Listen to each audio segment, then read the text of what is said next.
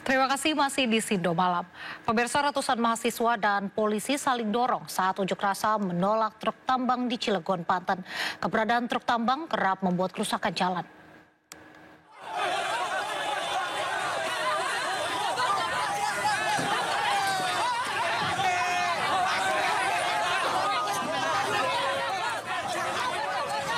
Aksi saling dorong terjadi antara ratusan mahasiswa dengan polisi saat mahasiswa memblokade kendaraan yang melintas dari kota Cilegon menuju Keramat Watu, Kabupaten Serang.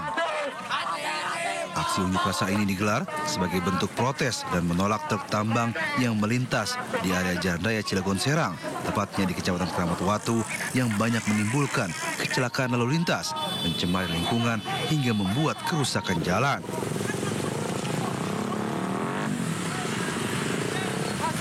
Setelah melakukan aksi unjuk rasa, para mahasiswa membubarkan diri dan mengancam akan melakukan aksi serupa dengan mengerahkan massa yang lebih besar jika masih ada kendaraan truk tambang yang melintas di Jalan Raya Cilegon Serang. Dari Cilegon, Banten, Iskandar Nasution melaporkan. Malu rumahnya ditempeli stiker keluarga miskin. Ratusan keluarga penerima manfaat atau KPM mundur dari daftar penerima bansos di Kapahiang, Bengkulu. Penempelan stiker itu dilakukan Dinas Sosial agar bansos bisa tepat sasaran.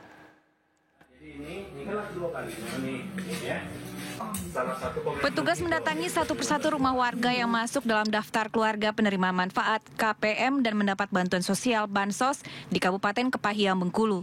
Kedatangan ini untuk memasang stiker keluarga miskin di bagian depan rumah. Sontak ratusan warga yang tidak ingin rumahnya ditempel stiker itu memilih untuk mundur. Sementara itu, Kepala Dinas Sosial Kabupaten Kapahiang, Helmi Johan, menyatakan jika pemasangan stiker ini agar penerima bansos pemerintah bisa lebih tepat sasaran. Selain itu juga sebagai bentuk pendidikan agar bantuan benar-benar diterima bagi yang berhak. Sementara itu, dalam beberapa video yang viral, sejumlah warga yang masuk daftar KPM dan rutin mendapatkan bansos selama beberapa tahun terakhir ternyata memiliki kendaraan roda 4 di rumahnya.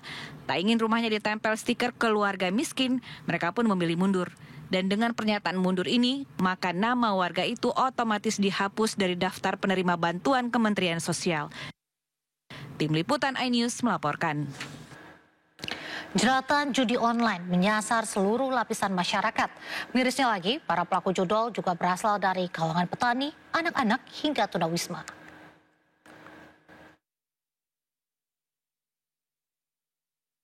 Bahaya candu judi online menyasar seluruh lapisan masyarakat, mulai dari rakyat biasa hingga aparatur sipil negara.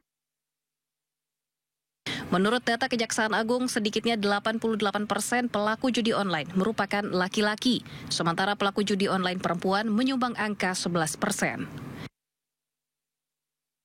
Mirisnya lagi, jeratan judi online tak hanya memikat kalangan atas, melainkan juga kalangan rakyat kurang mampu, baik dewasa hingga anak-anak.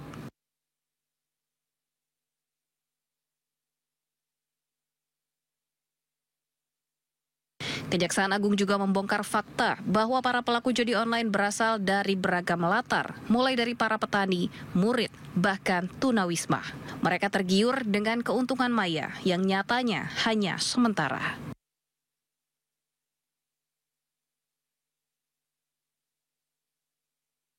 Beragam cara telah dilakukan untuk memangkas aktivitas judi online. Memblokir ratusan ribu situs judi online, menangkap puluhan tersangka, baik bandar dan juga pelaku. Hingga literasi dan edukasi bahwa judi online bukanlah permainan, melainkan perangkap yang hanya menyengsarakan. Tim Liputan iNews melaporkan. Pemirsa, kita ke informasi lain. Majelis Hakim Pengadilan Negeri Jakarta Selatan menyatakan Nikita Mirzani terbukti bersalah atas kasus dugaan pemerasan dan tindak pidana pencucian uang terhadap dokter skincare Reza Gladys. Nikita Mirzani terbukti bersalah melakukan tindak pemerasan dan berujung dengan vonis 4 tahun oleh Majelis Hakim, serta denda 1 miliar dan subsidiar 3 bulan. Sebelumnya pada kasus ini, Nikita Mirzani dituntut 11 tahun penjara dan denda 2 miliar rupiah. Kasus Nikita Mirzani versus Reza Gladys bermula dari ulasan negatif terhadap produk skincare yang berujung pada dugaan pemerasan 5 miliar rupiah pengancaman dan tindak pidana pencucian uang.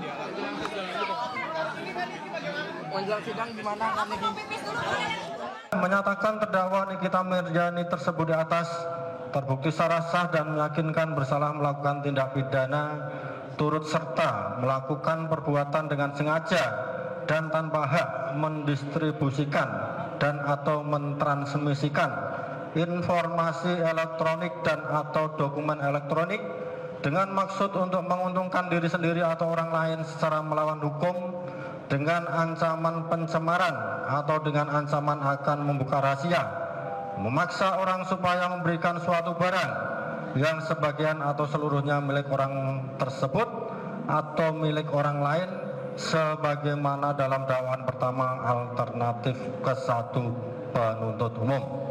4. Menjatuhkan pidana kepada terdakwa oleh karena itu dengan pidana penjara selama 4 tahun dan pidana denda sejumlah 1 miliar rupiah dengan ketentuan apabila pidana denda tersebut tidak dibayar diganti dengan pidana kurungan selama 3 bulan.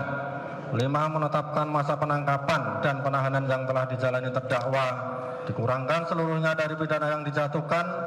6. Menetapkan terdakwa tetap ditahan. Karena udah tahu pasti akan ditahan. Jadi ya santai aja. Karena tadi udah dibilang itu berani masih ada lagi.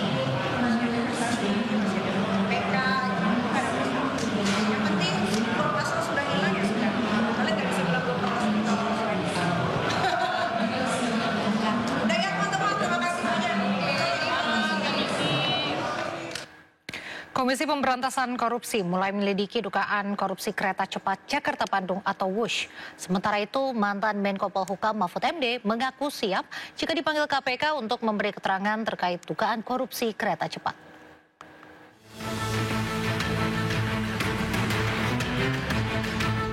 Komisi Pemberantasan Korupsi mengungkap sudah memulai penyelidikan terhadap dugaan korupsi kereta cepat Jakarta-Bandung atau WUSH. KPK bahkan sudah sejak awal tahun 2025 mengumpulkan informasi dan data untuk membangun konstruksi perkara ini. Perkara tersebut saat ini sedang dalam tahap penyelidikan di KPK. Sehingga karena memang masih di tahap penyelidikan, informasi detail terkait dengan progres atau perkembangan perkaranya belum bisa kami sampaikan secara rinci. Oleh karena itu, KPK juga terus mengimbau kepada masyarakat siapapun yang memiliki informasi ataupun data yang terkait dengan hal tersebut bisa menyampaikan kepada KPK. Tentu setiap informasi dan data baik yang disampaikan melalui saluran pengaduan masyarakat itu tentu juga bisa menjadi pengayaan bagi tim. Sementara itu, mantan Menko Polhukam Mahfud MD mengaku siap memberikan keterangan kepada KPK. Mahfud merupakan salah satu pihak yang vokal menyuarakan dugaan penggelembungan anggaran dalam pembangunan WUSH. Iya, kalau dipanggil saya akan laporkan. Kalau saya disuruh lapor ngapain? Yang saya laporkan itu KPK udah tahu. Kenapa? Karena sebelum saya ngomong sudah ramai duluan kan. Saya ngomong karena udah ramai aja. Hanya KPK manggil orang yang ngomong sebelumnya itu kan banyak banget. Dan punya data dan pelaku. Kalau saya itu kan pencatat aja. Proyek WUSH digarap dengan skema patungan, yakni 60% Indonesia dan 40% Cina melalui PT KCIC. Nilai investasinya senilai 120,6 triliun rupiah. Kemudian PT KAI yang merupakan ketua konsorsium BUMN dalam proyek ini menanggung beban utang 6,9 triliun rupiah untuk pembayaran pembengkakan biaya proyek WUSH. Tim Liputan iNews melaporkan. Presiden ke-7 Joko Widodo angkat bicara soal kereta cepat WUSH yang belakangan menjadi sorotan akibat besarnya beban utang. Jokowi menjelaskan bahwa proyek kereta cepat Jakarta-Bandung dikerjakan karena kemacetan Jakarta yang sudah sangat parah. Jokowi menilai transportasi massal tidak bisa dilihat dari laba, melainkan juga dari manfaat sosial. Jokowi menyebut utang kereta cepat Jakarta-Bandung bisa berkurang seiring berjalannya waktu dan peningkatan jumlah penumpang. Kalau penumpangnya sekarang per hari kan kayak bus itu sudah 19.000 dan sudah mencapai penumpang sampai 12 juta penumpang. Itu kalau setiap tahun naik orang berpindah, ya kerugiannya akan semakin mengecil. Ini kan baru tahun pertama.